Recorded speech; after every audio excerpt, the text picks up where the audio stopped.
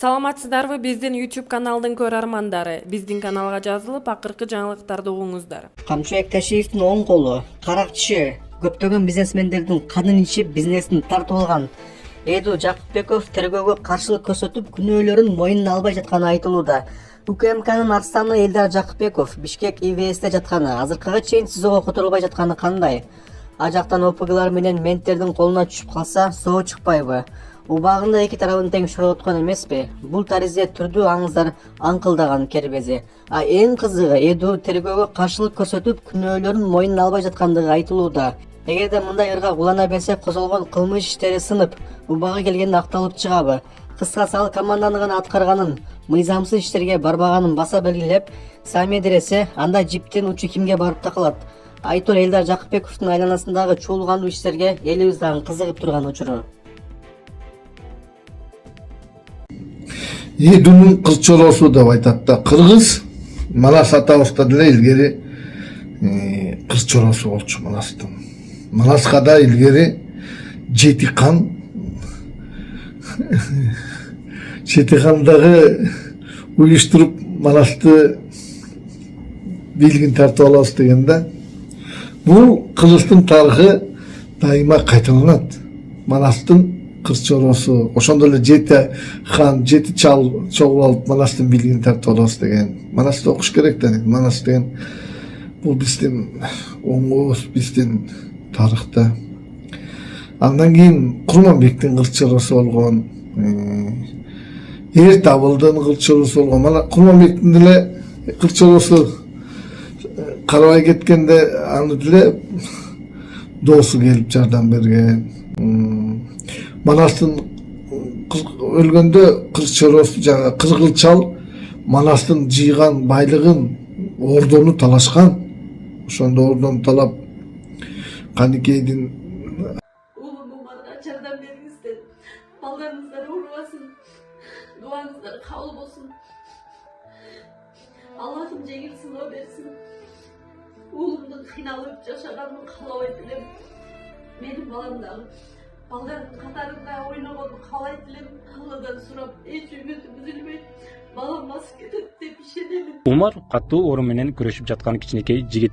Ал кымбат дарылануу жана айыгууга мүмкүнчүлүк алуу үчүн сиздин жардамыңызга муктаж болуп турган учуру. Сиз берген ар бир сом Умарды дени сак жана бактылуу жашоого жакындатат. Сооп иш кылуу менен бирге Умарга ооруну жеңүүгө жардам бериңиз. Ар бир берген сомуңуз үчүн Аллах ыраазы болсун. төшүн айры чаап, аны кууп, таламай бар болгон ошондо элечи. Ордо таламай. Эдунун Ташиевдин кылчороосу болсо, Эдунун өзүнүн да кылчороосу болгон. Кадыр ал кылчороо мен ушу бир билемде илгери могу Исанда мал багып жүргөндө могу Канат Исаев кыйын чыкканда депутат болгон, губернатор болгондо анын да кылчороосу бар болчу. Канат Исаев Бишкектен келатат дегенде Токмоктун оозунда күтүп турчу анын чоролору. Чоро бул жандап жүрөт да, адамга кыйынчылык келгенде качып кетет чоро. Бул тарыхы ушундай болот да. Азыр деле мэрлердин, депутаттардын деле чоролору бар. Бул чоро, бул нормальный. Адам бийликке келгенде, адам колунан келе баштаганда ошондо топтошуп ээчип калат приспособностьтерчи. Бирок биринчи эле возможность болуп коркунуч келгенде баары качып кетет, сатып кетет да. Мен эмнени айткым келип атат? Биз азыр көп өлкөлөр дүйнөдө жок болуп кетип атат да. Анан өкмөткө бир аксакалдардын, анан независимый эксперттердин группасы керек. Группа быстрого реагирования да.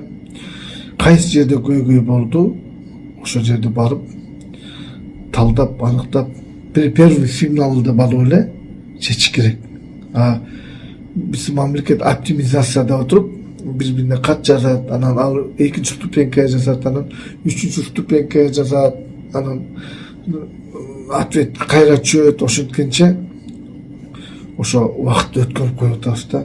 Ошо өкмөттүн атайын бир президенти, атайын бир ГБР керек деп, группа быстрого реагирования.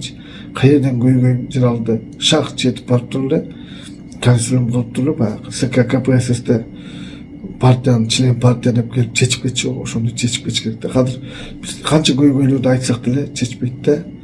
Бул привязанный да, бул чырмалышып байланып калган системада бири-бирине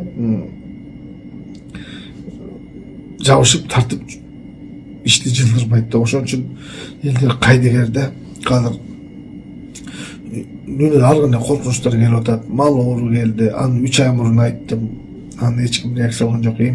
Эми пикке жеткенде билди. Картошка жөнүндө айттым 1 жыл мурун. Аны пикке жеткенде билди. Токойдун высокий степень заражения, аны айттым, анын жөнүндө реакция кылган жок.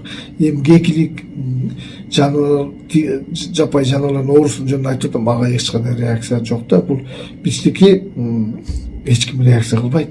Жөн бирөө жазат, бирөө отписка берип коет, болду. Ошо бизди жылдырбай атат. Ушу көйгөйлөрдүн баарын айтып атсам, өкмөт деле реакция кылган жок. Эч ким деле реакция кылган жок. Молдолор деле негизи көп сүйлөйт, жумушун сүйлөмөй, бирок жаратылыш, балдардын келечеги, ал баарыбыздын биринчи проблема да. Эртеңки биздин жашоо, ал жөнүндө эч ким иши жок. Специалисттердин иши жок. Политиктер болсо өзүнүн политикасын айтып жүрөт. Молдолор өзүнүн аркы дүйнөсүнүн даватын айтып жүрөт. Бизнесмендер акчасын ойлоп жүрөт. Реальный ступенька коркунучтардын баары биринчи ступенька болду, бир сигнал болду, ошону жок кылуу, экинчи сигнал жок кылуу боюнча, алдын ала айтуу боюнча бир дагы контрразведка орган иштеген жок. Жалгыз мен эле иштеп атам да. Бирок мен айтканым баары туура келип атат да. Бирок реакция болбой атат.